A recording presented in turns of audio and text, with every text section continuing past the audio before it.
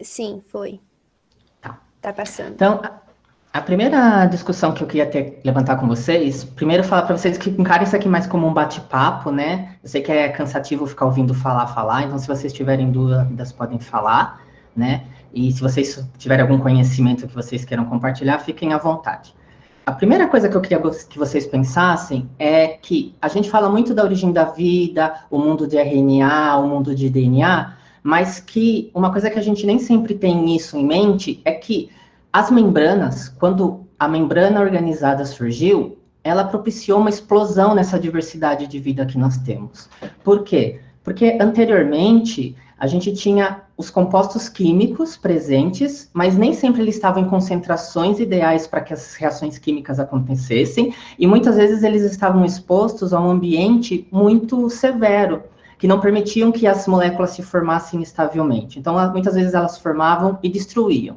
E a partir disso, com o surgimento da membrana, você acaba tendo um ambiente propício para que as reações aconteçam nas concentrações em que elas deveriam acontecer e com um gasto de energia diminuído. Então, a gente tem que lembrar que se não tivessem membranas, se não existisse uma membrana celular, não existiria a célula no seu contexto total. E é claro que traz muitas vantagens você isolar o ambiente, mas também você cria um outro problema, que é eu vou ter um metabolismo ali ativo, que vai gerar uma série de produtos. Alguns desses produtos são bem-vindos e alguns não são tão bem-vindos para as demais moléculas que compartilham aquele ambiente. E aí surge o problema de que o que eu coloco para fora, quando eu preciso colocar para fora, o que eu deixo entrar quando eu preciso que entre. É claro que a membrana, a partir dessa primeira membrana nativa, ela passou por diversos processos de seleção e a gente selecionou uma membrana que é seletiva, ela deixa passar alguns compostos, mas alguns ela não deixa, isso incluindo a partir de dentro. Então, você precisava, nesse momento da evolução, resolver um problema, que era o quê? Selecionar o que entra, selecionar o que fora, e de uma maneira controlada, porque também não posso permitir que tudo entre e nem que tudo saia. E muitas vezes eu preciso controlar essas concentrações. E uma das maneiras mais...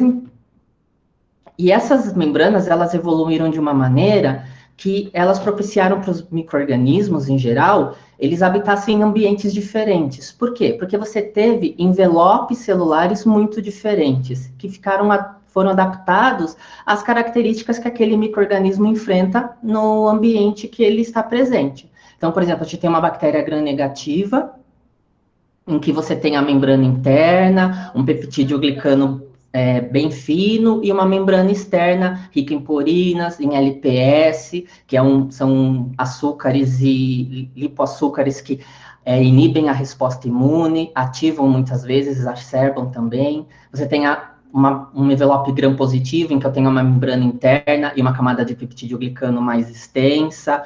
As micobactérias, um outro tipo de envelope, onde você tem uma riqueza de ácidos micólicos, que fazem essa bactéria ser bastante hidrofóbica, então quase nada entra para dentro da célula. Você tem, por exemplo, os fungos, que têm uma diversidade de açúcares na parede muito grande, né? E para resolver esse problema, eis que surgem os transportadores, né? E você tem vários tipos de transportadores. Você tem aqui os transportadores ABC, que são uma classe, que a gente vai falar mais sobre elas. Você tem os MFS, os MATs, os SMRs, todos transportadores. Qual a diferença entre eles? Basicamente, os transportadores da família ABC, eles utilizam a quebra do ATP para fornecer energia para o sistema, para que eles possam transportar as moléculas, seja para dentro da célula ou para fora da célula. Enquanto os outros transportadores, eles vão usar a força eletroprotomotora. Então, eles vão usar gradientes de prótons diferentes, de dentro e de fora da célula, para fazer as mudanças conformacionais que a célula precisa, para permitir que os substratos entrem ou saiam da célula.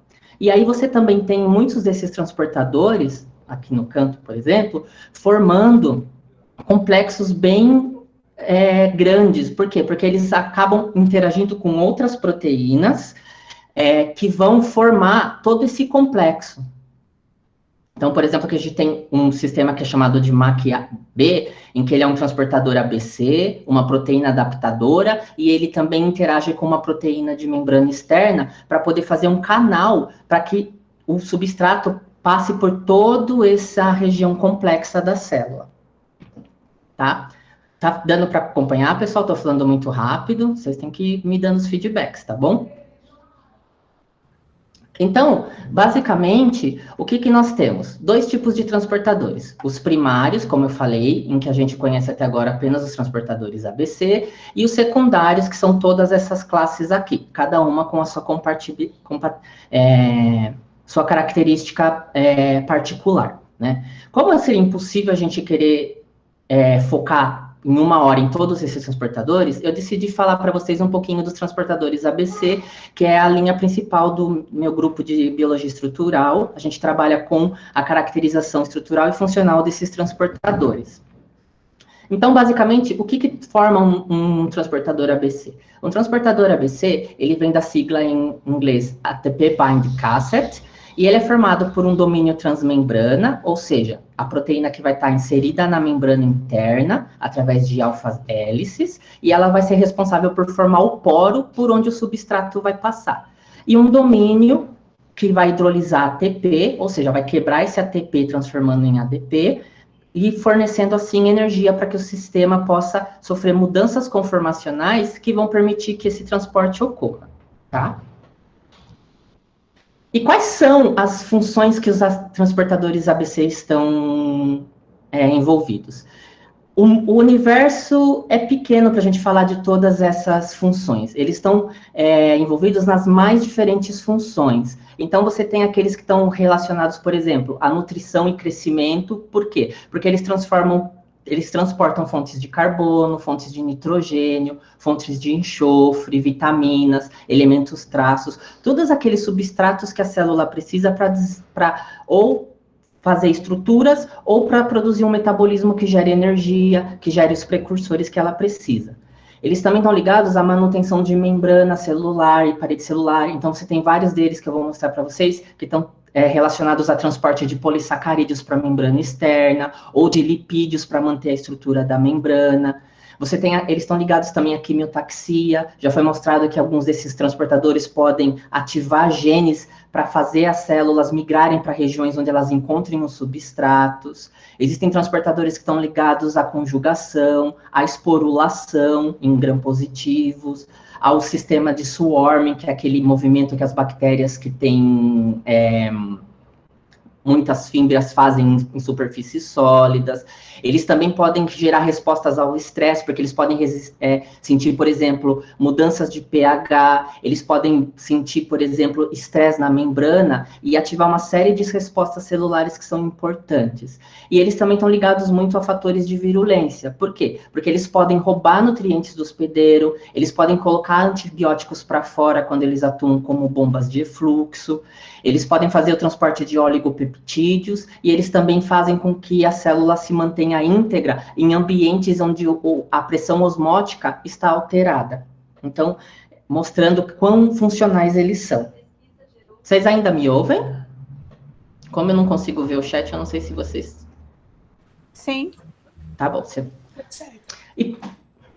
Então, como, basicamente... Até alguns anos atrás, nós dividíamos os transportadores ABC em duas grandes classes. A gente chamava eles de importadores ou de exportadores, né? Hoje isso tem mudado um pouco, porque a gente tem visto que muitos deles atuam em processos regulatórios também. Então, eu colocaria aqui um item a mais, importadores, exportadores e aqueles que trabalham na regulação de outros sistemas. Basicamente, como que é formado? Quando você tem um importador, você tem a transmembrana aqui, e o domínio ATPase, igual aos exportadores. Mas nos importadores você vai ter um domínio a mais, que é uma proteína que a gente chama de SBP, que é Substrate Binding Protein, ou proteína ligadora de substrato, que vai ser a proteína que é responsável por encontrar o substrato daquele transportador. Então, por exemplo, um açúcar, uma maltose, por exemplo, vai ligar a maltose e vai direcionar ela para o poro formado pelas transmembranas. E como que eles podem se organizar? Eles também são muito diversos na sua organização. Então, eles podem, por exemplo, ser formados por o que a gente chama de homodímero, ou seja, as duas transmembranas são iguais, as duas ATPases são iguais, e você tem uma ligadora de substrato se for um importador. Eles podem ser, por exemplo, um caso em que as ATPases são iguais, elas são homodiméricas, mas as transmembranas são heterodiméricas. Você pode ter, por exemplo, casos em que os 4 componentes são diferentes. Então, você tem 2 tipos de transmembrana, 2 tipos de ATPase. Elas são transcritas por genes diferentes. E, às vezes, elas têm algumas peculiaridades. Uma tem mais alfas-hélices que as outras e assim por diante. E tudo isso vai influenciar na sua função e na sua organização na membrana, tá? Vamos falar um pouquinho mais agora sobre o motivo ATPase, que é aquele que eu falei para vocês que é responsável pela quebra do ATP. Então, as ATPases, elas são sempre homodiméricas, senão elas não têm função. Por quê? Porque a região catalítica, que é aquela que vai quebrar o ATP com a ajuda de uma molécula de água e de magnésio, ela é formada na interface entre os dímeros. Então, aqui vocês veem nessa imagem, tem uma figura de um ATP aqui sendo quebrado por essas moléculas. E ela vai sempre quebrar 2 moléculas de ATP. Então, um transportador sempre vai usar 2 moléculas para fazer o transporte.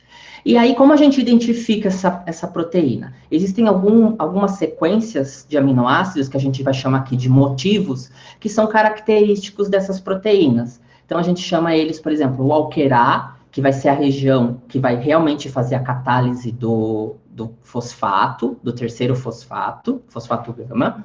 O Walker B, que é uma outra sequência que vai ajudar a direcionar a molécula de água para quebra. E aqui o mais importante, a gente poderia dizer que é esse motivo ABC, que é uma sequência conservada, geralmente ela o canônico é o LSGGQ, que é uma leucina, serina, glicina, glutamina, que é responsável pela identidade desse tipo de transportador.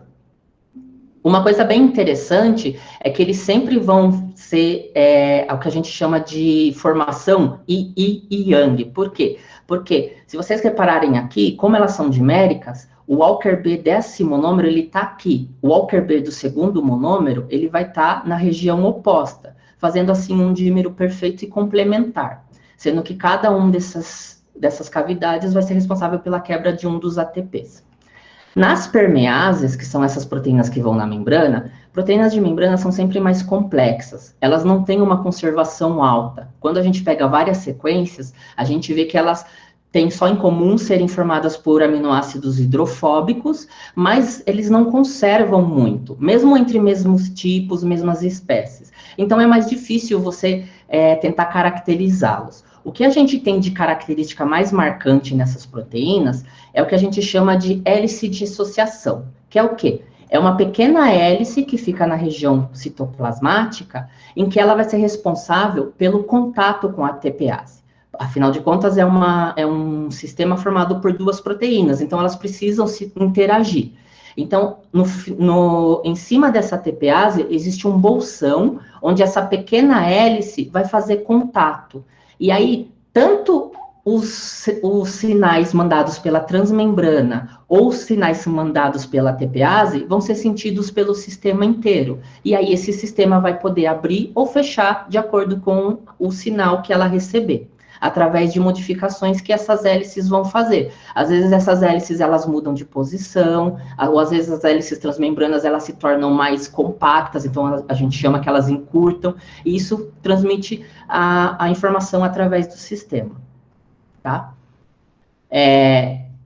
Então, como eu disse anteriormente, que eu acho que a parte mais importante para vocês lembrarem, a quebra do ATP, ela vai se dar nas interfaces das ATPases. Então, em uma cavidade vai ligar um ATP e na outra cavidade vai ligar um ATP. Ainda existe muita discussão, mas os modelos mais atuais mostram que primeiro você quebra um ATP, você tem uma mudança conformacional, depois você quebra o segundo ATP e vai ter a segunda mudança conformacional. Existiam alguns modelos mais antigos que falavam que em alguns casos os ATPs poderiam estar sendo quebrados ao mesmo tempo. E, de fato, isso tem mudado hoje, e o modelo mais provável que a gente tem é essa quebra de ATP, uma molécula de cada vez. Porque isso vai promover o quê? Que o transportador abra num primeiro momento, por exemplo, com a quebra do primeiro ATP, e na quebra do segundo ATP, ele vai voltar à sua posição inicial, através dessas mudanças conformacionais. E as proteínas ligadoras de substrato? Aqui também, elas mostram-se muito diversas. Existem, na verdade, hoje, que a gente consegue, fazendo análise filogenéticas, 5 classes principais, que a gente vai chamar de clusters A, B, C, D, E e F. O que muda nesses clusters, basicamente? Então, aqui para vocês é uma proteína ligadora de substrato. Qual que é a estrutura básica dela? Ela é formada por 2 lóbulos, então você vê 2 regiões bem distintas, e nelas uma região que é a região onde vai se ligar o substrato. E esses lóbulos, eles precisam interagir de uma maneira, através de uma estrutura. A estrutura que conecta esses lóbulos é que vai dar a diferença desses clusters. Então, se vocês olharem aqui, por exemplo, ó, o cluster A, ele é formado por uma hélice, uma alfa-hélice, né? Uma estrutura secundária de alfa-hélice mais longa. Diferente, por exemplo, do cluster E, onde a gente tem aqui uma alfa-hélice maior e uma fita beta, né? O que isso diferencia? Isso vai diferenciar em quão flexível esses domínios são. Então, por exemplo, quando a gente tem uma estrutura de alfa-hélice, essa estrutura tende a ser um pouco mais rígida. Isso quer dizer que essa ligadora de substrato, ela não vai ter uma abertura tão grande se comparada, por exemplo, a essa do cluster E. E isso influencia muito no que vai poder ligar nessa proteína. Por quê? Se eu não tenho uma abertura muito grande, quer dizer que eu não vou conseguir comportar substratos muito grandes. Então, é por isso que elas são diferenciadas, tá? Quando a gente pega os transportadores ABC, atualmente eles estão sendo classificados em 7 tipos principais. O tipo 1, o tipo 2, o tipo 3, 4, 5, 6 e 7.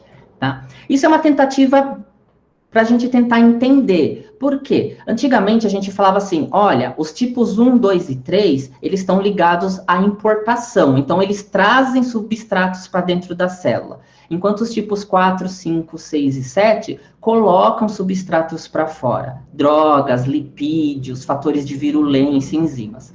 E aí, isso tem mudado ao longo dos anos. Por quê? Principalmente no tipo 4, que tem essa estrutura aqui que vocês estão vendo, a gente começou a identificar transportadores que, em vez de colocarem substâncias para fora, eles colocam substâncias para dentro. Então, hoje a gente fala que esses transportadores, eles podem ter uma arquitetura de 7 tipos, mas as funções, elas não são ainda bem definidas, elas variam de acordo com o transportador. Tá? E eu vou mostrar para vocês alguns exemplos. O que é interessante de mostrar nessas 7 famílias? Quando você pega os poros que elas apresentam poros de tamanhos diferentes. Isso aqui é uma análise que a gente faz por bioinformática, que a gente pega a estrutura da proteína e a gente coloca num programa e fala para ele calcular o tamanho do poro que essas proteínas geram na membrana. Se vocês pegarem aqui no tipo 1, essa região em vermelho aqui, olha a diferença de tamanho, por exemplo, com o poro formado pelo tamanho do tipo 5, que é ainda mais drástico com o tamanho do poro do tipo 7. E isso vai influenciar de novo na capacidade de transporte do transportador. Porque se eu tenho um poro muito pequeno, eu naturalmente associo que nenhuma molécula muito grande vai poder passar por esse poro. E assim como, por exemplo, um transportador que tenha um poro muito grande, como por exemplo esse do tipo 4, ele vai ser apto a receber moléculas de tamanhos maiores, tá?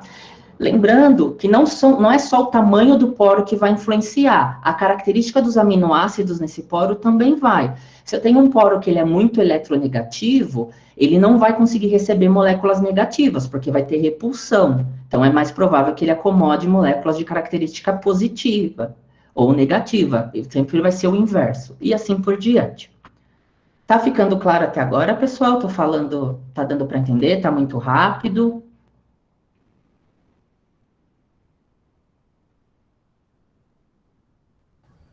Está bem, ótimo. Tá tudo Tá bem. bom. Então, vamos lá. Agora eu vou falar um pouquinho sobre, eu vou dar exemplos para vocês de cada um dos tipos e vai ficar mais claro para vocês o quanto esses transportadores, eles impactam nessa fisiologia bacteriana. Então, vamos falar um pouquinho do tipo 1. O tipo 1, eu trouxe aqui como exemplos para vocês os transportadores de alginato, de maltose e de molibidato. Ou seja, esses 3 transportadores, eles trazem para dentro da célula o açúcar maltose, a molécula alginatada e o metal molibdato. E por que eles são importantes? Porque se você reparar no que eles transportam, são todas moléculas que têm papel fundamental no metabolismo. A maltose, como o Matheus falou anteriormente, ela pode ser um precursor, ela pode ser fornecer uma fonte de carbono. Então, ela está diretamente relacionada ao metabolismo bacteriano. O molibdato, que é um metal que precisa estar em concentrações adequadas na célula, ele é cofator de várias reações enzimáticas. Então, várias enzimas precisam desse fator para poder serem ativas. Esse aqui é o mecanismo de como isso acontece, esse transporte. Então, olha aqui. O transportador ele vai estar fechado no primeiro momento. Então, você vê que as proteínas FG, elas estão cruzadas e não tem abertura. Aqui vem a proteína que reconhece a maltose, liga a maltose e vai levar no poro. E a fazer o contato com essas transmembranas, ela vai promover a abertura desse poro e vai liberar a maltose. Vai haver mais uma quebra de ATP, novamente as proteínas vão fechar e a maltose vai ser transportada para dentro da célula. O que é muito interessante desse tipo de transportador, que vai fazer diferença dos outros, é o quê? Foi identificado que, para esses transportadores do tipo 1, eles têm os substratos, eles têm uma cavidade de contato na proteína ligadora de substrato, mas também no próprio poro. Então, eles interagem tanto com a proteína ligadora de substrato, quanto com as transmembranas. Então, é como se aqui tivesse um segundo pocket de ligação. A gente fala um segundo bolsão de ligação, que é diferente do que a gente vê no tipo 2, que eu vou falar um pouquinho mais para frente para vocês. Então, aqui só para vocês verem a topologia do tipo 1, eles podem ter de 6 a 8 hélices, em geral. Alguns deles têm alguns domínios acessórios. Então, por exemplo, o transportador de maltose em coli é um transportador clássico que a gente estuda, porque a proteína MALF, ela tem essa região P2 aqui, que é uma extensão da transmembrana, em que é necessário para que a MBP, que é a proteína que liga a maltose, interaja com o transportador. Então, a proteína vem, interage com essa região aqui sobressalente e consegue se acomodar para ter interação com o poro formado pelas transmembranas, né? E os transportadores de tipo 2? Eu trouxe aqui para vocês o transportador de vitamina B12. As vitaminas são essenciais para várias células e para células bacterianas também. E esse transportador que a gente chama de BTUCD-F, ele é o transportador de vitamina B12. Então, o que acontece? A vitamina B12 é reconhecida pela proteína BTUF, que é a proteína ligadora de substrato, e ele vai se acomodar aqui na interação, na interface daqueles 2 lóbulos, como eu havia explicado para vocês. Aí ela vai chegar lá na transmembrana, vai interagir com essa transmembrana e vai entregar a B12 para dentro da célula. E essa transmembrana só vai estar apta a receber a partir do momento que a ATPase comece a quebrar a ATP. Se não quebrar a ATP, o poro vai estar fechado e não vai haver transporte.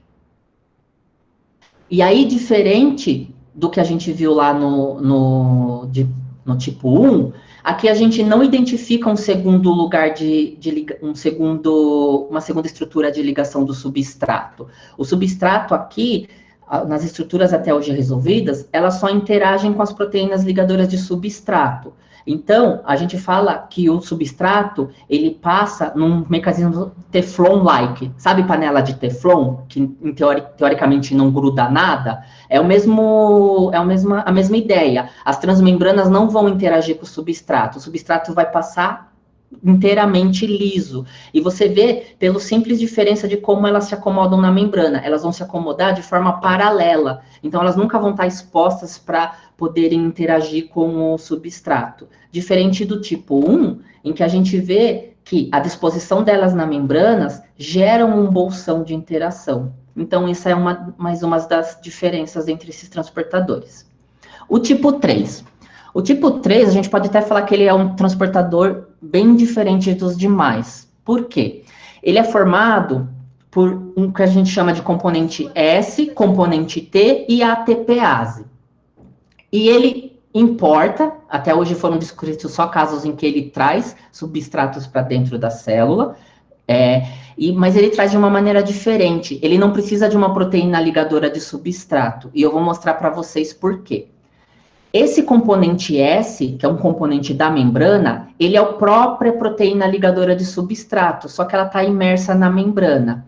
E o mesmo transportador pode ter mais de uma proteína ligadora de substrato, mais de um componente S. Então, tem transportadores que eles utilizam mais de um componente. Então, eles têm o componente S1, S2, S3 e S4. E como que ocorre esse transporte? Basicamente, quando ocorre a quebra do ATP e o componente S entra em contato com o substrato, as mudanças conformacionais que ele sofre, promovidas pelo componente T, que está em contato com a ATPase, vão fazer com que o componente S, ele se enterre dentro da membrana. Então, é como se ele mesmo sofresse ele entrasse, deslizasse para dentro da membrana e entregasse o substrato, que é um mecanismo de transporte bem eficiente e bem diferente do que a gente viu até agora. O tipo 4. O tipo 4, eu separei aqui para vocês um transportador de uma bactéria bem importante em questões médicas, que é o Staphylococcus aureus, que ele é conhecido por fazer diversos tipos de infecções e por ser resistente a vários antibióticos. E, basicamente, o que esse transportador faz? O antibiótico entra aqui pela lateral do transportador, ele vai ser acomodado nesse bolsão aqui, formado pelas duas transmembranas, e vai ser jogado para fora. Então, é o que a gente chama de uma bomba de fluxo, fazendo com que o antibiótico nunca chegue nas concentrações que precisam ser alcançado para que ele tenha ação efetiva para matar a bactéria. É uma das maneiras que as bactérias desenvolveram para resistir aos tratamentos de antibióticos. A gente nunca conseguiu estruturas dos processos intermediários de transporte desse transportador. Então, a verdade é que não se sabe muito como ocorre esse transporte. O que acredita-se é que o substrato entra pela lateral, ele vai ser acomodado, e em algum momento a quebra de ATP vai fazer com que esse bolsão diminua de tamanho e expulse o substrato. Mas ainda faltam mais informações estruturais, então a gente precisa cristalizar ou fazer criomicroscopia de mais estágios desse transportador para que a gente possa formar a mecanística de transporte com os passos a mais que devam existir. Então, a gente não sabe ainda o que acontece nos intermediários, porque a gente só tem estruturas com o transportador aberto para o exterior e aberto para o interior. Então, a gente não tem as fotos da região intermediária, né? E aí, esse transportador foi um dos que se mostrou que tem mudado tudo quando a gente fala da biologia de transportadores. Porque, como eu falei para vocês anteriormente, a gente achava que a partir do tipo 4 só existiam exportadores. E aí, eis que surge alguns transportadores do tipo 4, que a gente vê que, na verdade, eles trazem moléculas para dentro. Diferente do que se via até então, que colocava. Então, por exemplo, a gente tinha o SAV, a gente tinha esse transportador TMRAB. Pode ver que a topologia deles é toda semelhante. Às vezes eles têm alguns domínios a mais, alguns domínios regulatórios, mas a base das transmembranas é sempre igual, né? 6 hélices, elas são mais compridas, as hélices ficam mais distantes da região da face interna da membrana, as ATPases ficam um pouco mais distantes da membrana. Essa era a característica que a gente via nesses transportadores. E aí surgiram esses carinhas aqui que mudaram tudo que a gente conhecia de transportador ABC. Vou falar um pouquinho sobre eles. Por quê? Porque eles mostraram que, na verdade, esses folds dos transportadores ABCs, eles são tão bons biologicamente que eles podem assumir diversas funções. Foi o que a gente viu com esse tipo 4. Um deles foi esse transportador 1819 aqui. Ele é um transportador de Mycobacterium tuberculosis, que é a bactéria que eu trabalho.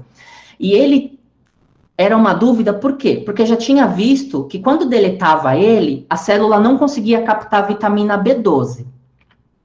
Mas também que a célula apresentava um comportamento diferente com antibióticos. E aí, o que fizeram ver? Resolveram a estrutura dele, e o que ele tem interessante? Isso aqui é a cavidade desse transportador. Olha como ela é enorme. E ela é bastante positiva, ela tem muitas moléculas de água no seu interior. Isso quer dizer que ela consegue captar muitas moléculas hidrofílicas. E aí foram ver que, na verdade, essa cavidade é tão grande e a característica de ser hidrofílica faz com que ela possa comportar tanto a vitamina B12, que é um dos substratos que ela transporta, como a bleomicina, que era um dos antibióticos que a gente via que tinha uma diferença no mutante desse transportador. Né? Ela também conseguia colocar bleomicina para dentro da célula. O segundo que chamou atenção também foi um também de Mycobacterium tuberculosis, a gente chama esse transportador de IRTA-B, que é o transportador de sideróforo. Como vocês sabem, ferro é uma das moléculas muito importantes para os organismos, principalmente para os patogênicos. Eles precisam de ferro para produzir uma série de proteínas essenciais, seja da cadeia transportadora de elétrons, algumas enzimas de virulência, entre outros. E uma das maneiras que essas bactérias patogênicas desenvolveram ao longo da evolução foi roubar ferro do hospedeiro. E elas roubam ferro do hospedeiro através de proteínas chamadas sideróforos. Então, elas produzem sideróforos, que são moléculas, são proteínas que têm afinidade por ferro ou outros metais, principalmente cátions divalentes, e aí eles roubam o ferro do hospedeiro. Tanto que uma das respostas imunes do seu organismo é diminuir a disponibilidade de ferro. Por isso, muitas vezes, numa infecção, você tem níveis diminuídos de ferro. O paciente faz uma anemia, ferro priva, porque é uma resposta imune para tentar combater a bactéria patogênica. Então, ela produzia esse sideróforo, ela coloca esse sideróforo para fora, mas depois ela precisa trazer esse sideróforo com o ferro. E aí o que se viu é que esse transportador, ele era responsável por internalizar o sideróforo. Micobactéria tem dois tipos de sideróforo, tá, pessoal? Um que é solúvel, então ele pode usar tanto o transportador quanto pode passar pela membrana, porque ele é solúvel, né? Ele tem características que permitem ele passar para a membrana. E existe um que ele não é solúvel, ele tem características hidrofóbicas, então ele precisa essencialmente do transportador. E basicamente o que o transportador faz? Ele reconhece o sideróforo aqui no periplasma da bactéria, internaliza ele através do poro formado pelas transmembranas, e quando o sideróforo é internalizado, ele tem esse domínio auxiliar aqui, que é um domínio que tem um motivo FAD, que é um domínio que vai fazer o quê? Vai reduzir esse sideróforo, liberando ferro para a bactéria. Então, é uma maneira muito bonita e muito inteligente da bactéria conseguir ferro. E, de novo, ele tem as características que a gente falava que eram as características de um exportador, mas que tem uma função de importador. Outros tipo 4 que é muito importante, que também mostrou que tem uma função diferente, são esses transportadores que eu vou falar agora, relacionados a transporte de LPS. Eu não sei se vocês lembram, mas a bactéria gram-negativas, ela tem uma membrana externa que é rica em LPS, que é um lipopolissacarídeo, que tem uma parte de açúcar e uma parte lipídica, que forma essa membrana externa. E essa membrana externa, ela permite que a bactéria sobreviva ao ataque do macrófago, ela permite que as bactérias inibam certas partes do sistema imune, elas ative outros componentes do sistema imune e assim por diante. Permite que as bactérias se fixem em determinadas estruturas, etc. E esses lipopolissacarídeos, eles são produzidos todo no periplasma da bactéria. Então, eles precisam ser exportados para membrana externa. E aqui a gente tem a ação de basicamente três transportadores. Um deles é esse MESBA aqui, que é um transportador do tipo 4. Ele vai fazer o transporte da parte lipopolissacarídeo, da parte lipídica desse transportador. Então, aqui, ó, o LPS vai estar na membrana interna, voltado para o citoplasma, e esse transportador vai ter o que a gente chama de ação de flipase. Ele vai fazer o quê? Ele vai inverter a orientação desse lipopolissacarídeo. Ele está voltado para o periplasma, ele vai fazer uma série de movimentos com esse lipopolissacarídeo, que vai fazer com que esse lipopolissacarídeo passe para folha externa. Por isso que a gente fala que é flip, porque ele muda a posição. Então, olha aqui, ele vai passar da parte interna para a parte externa.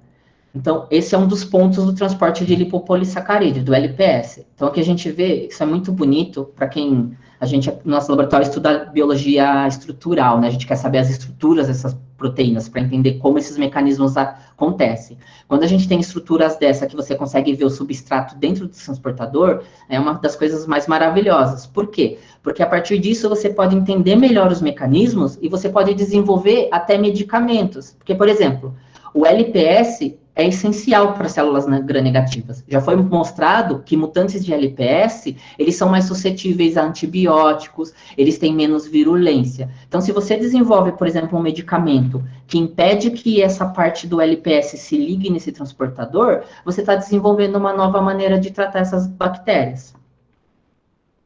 Um segundo componente desse transportador está relacionado a um transportador do tipo 5, que é esse transportador aqui que a gente chama de WMRT, né? WMZT.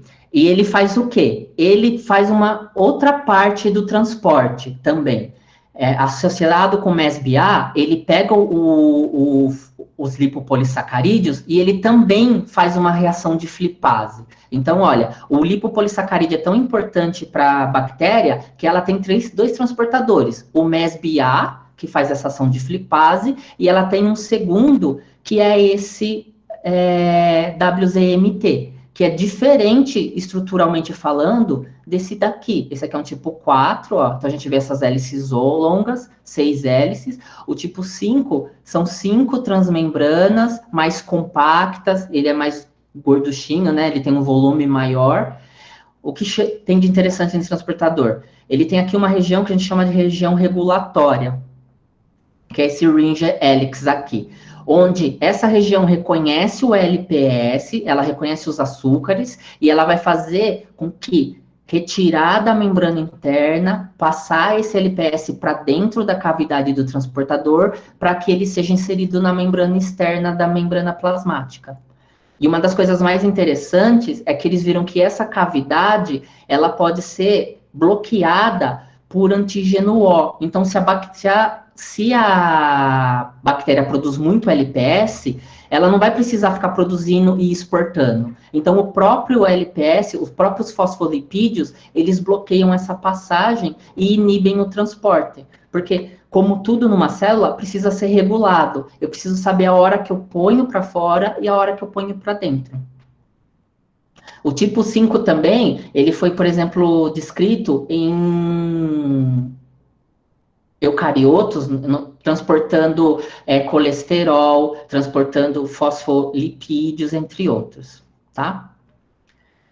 Uma outra parte importante do transporte do LPS, aí é feito por esse outro transportador que também é um ABC, que é o transportador LPT-BFG. Esse aqui ele é um pouquinho mais complexo, por quê? Ele é formado por uma TPase, que é a LPTB, e duas transmembranas, a G e a F, que elas são levemente diferentes. Se você olhar, a G, ela tem uma região periplasmática maior do que a F. Um detalhe que é interessante desse transportador é que essa região periplasmática aqui, ela tem um fold, ou seja, a estrutura dela é uma estrutura que a gente chama de jelly roll, é uma fita beta, que é muito comum, fitas betas estão muito comuns em estruturas que precisam receber outras estruturas para direcioná-las à membrana externa. E ela tem essas características. E o que ela faz com o LPS? O LPS foi exportado por esse MESBA, que mudou ele de posição, e pelo WZTB aqui, né? E aí, o que ele faz? Esse LPGTB aqui, ele vai fazer com que ela vá, de fato, para a membrana externa. Então, ele transfere da membrana interna para um conjunto de proteínas parceiras que estão lá na membrana externa e vão fazer a inserção desse LPS lá na membrana externa, que é onde ele deve ficar. E aí o mais interessante que viu desse transportador foi que existia uma proteína aqui parceira que chama LPTC. Aqui é o complexo inteirinho que eu mostrei para vocês lá, que já foi resolvido, ó. Maravilhoso. O transportador ABC aqui, que é formado pela LPTG, LPTF e LPTB. Uma proteína parceira LPTC, que vai receber o LPS. A LPTA, que vai fazer a segunda parte da escada, é como se uma proteína fosse passando o LPS para outra. A LPTD, que vai fazer a primeira inserção na membrana externa, e a LPTE, que vai fixar ele na membrana externa. Quando eu não queria mais transportar LPS, a célula já está completa de LPTS, o que acontece? A LPTC, que é uma proteína parceira, ela tem essa alfa-hélice aqui, ó, vocês estão vendo uma região laranja no meio do transportador? Ela é dessa proteína LPTC. Ela coloca essa hélice no poro do transportador. Quando ela coloca essa hélice dentro do poro do transportador, aquilo fica ocupado e o LPS não pode entrar. E isso faz com que esse transportador pare de ficar exportando LPS. Então, é uma maneira muito inteligente, entre aspas, né, da célula regular o envio de LPS para a região externa da membrana.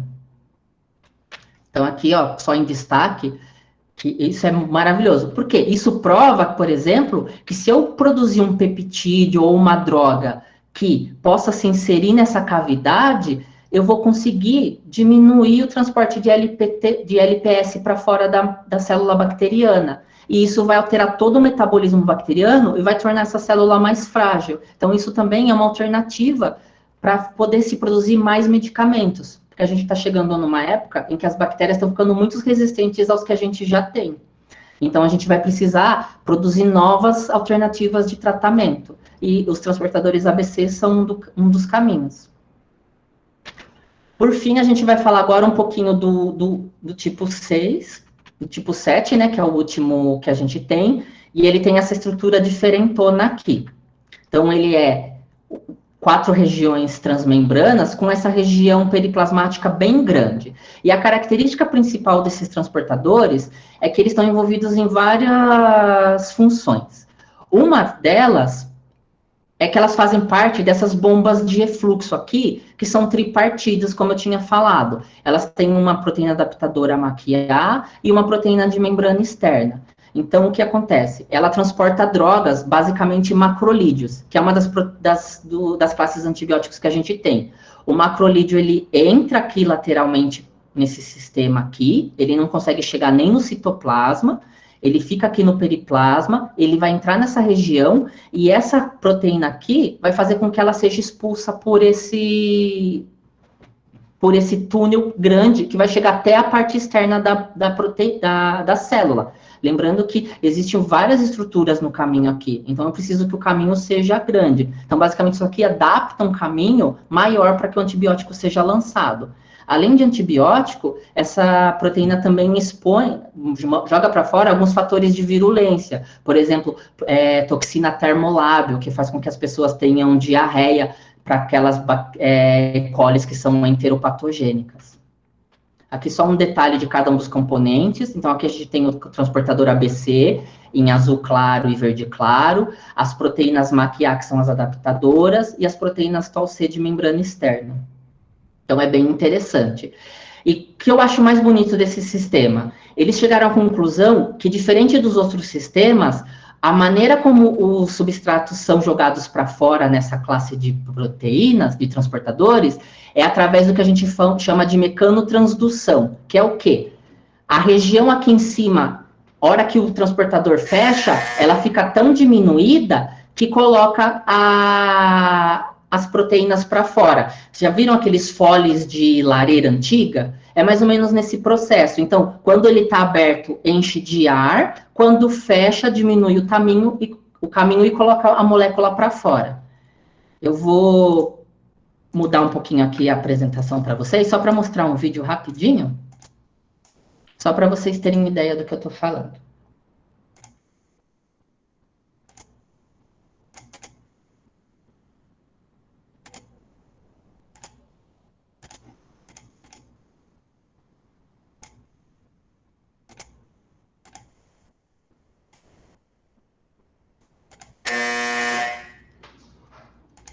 Vocês conseguem ver minha tela de novo?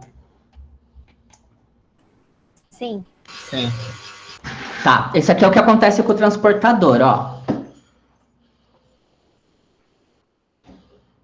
Que bonito. Então, aqui em A, ó, é o transportador na lateral. Então, vocês veem, vou pôr para passar de novo, que existe aqui uma cavidade grande e conforme esse transportador, a TPase quebra a TP, ele se aproxima e o espaço aqui diminui.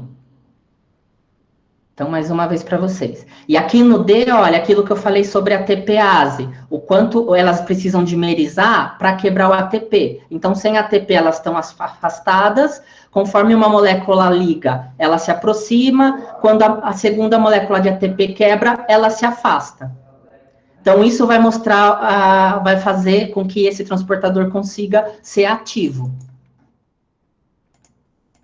Deixa eu voltar agora para a apresentação.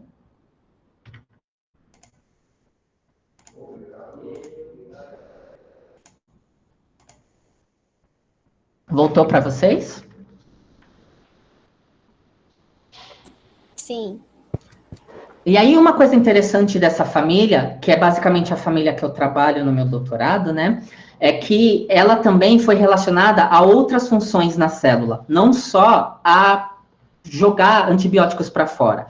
Tem umas proteínas que a gente chama de sistema LOL, que são dessa mesma família, em que ela faz o quê? Ela pega lipoproteínas, que são proteínas que precisam ficar na membrana externa das bactérias gram-negativas, seja para o lado de fora ou para o lado externo, e elas fazem a transferência dessas proteínas para a membrana externa. Então, basicamente, o que elas fazem? Elas têm essa região periplasmática grande, né? Elas encostam na lipoproteína, que está na membrana interna, e trazem a lipoproteína para dentro do poro do transportador. E aí, essa lipoproteína, depois, ela vai ser transferida de um dímero para o outro e vai ser transferida para a LOA, que é a proteína parceira. E aí a LOA vai fazer o quê? Vai levar essa lipoproteína para a membrana externa. Então aqui é só um exemplozinho do que acontece. Aqui a gente tem a lipoproteína na membrana interna, ela foi produzida por outras enzimas, por outros complexos. Aí a LOC vai chegar, vai tirar ela e transferir para dentro desse poro. Aí a LOE, que é a outra transmembrana, vai interagir com essa lipoproteína. Quando ocorre a quebra do ATP, tem um fechamento, e aí aquele espaço fica apertado para a lipoproteína, ela vai mudar de conformação, então é como se ela ficasse meio lateral, assim, meio na horizontal. A LOA vai interagir com a parte lipídica, que é hidrofóbica, né? E vai retirar essa lipoproteína do transportador. E aí vai passar para as demais parceiras do sistema. E aí, por fim, nessa mesma grande família, existem esses transportadores aqui, que a gente chama de FTSXE, que a gente tem uma TPase, que é a FTSXE, FTSE, e a transmembrana, que é a FTSX. E basicamente, olha que coisa maravilhosa que ela faz. Ela tem a mesma formação daquela bomba de fluxo, só que em vez de colocar coisas para fora, ela interage com uma endopeptidase, que é uma enzima que quebra peptídeo glicano, e quando ela interage com essa endopeptidase, ela ativa essa endopeptidase. E aí ela faz com que essa endopeptidase consiga quebrar peptídeo glicano. Então, esse transportador aqui, ele está dentro do divisoma bacteriano que a gente fala. Quando a bactéria vai dividir, ela precisa controlar muito bem a divisão. E um dos processos, ela precisa o quê? Se ela não for uma bactéria que cresce grudadinha, como os estáfilos, por exemplo, ela precisa separar as células, que é o que a gente vê nos bacilos.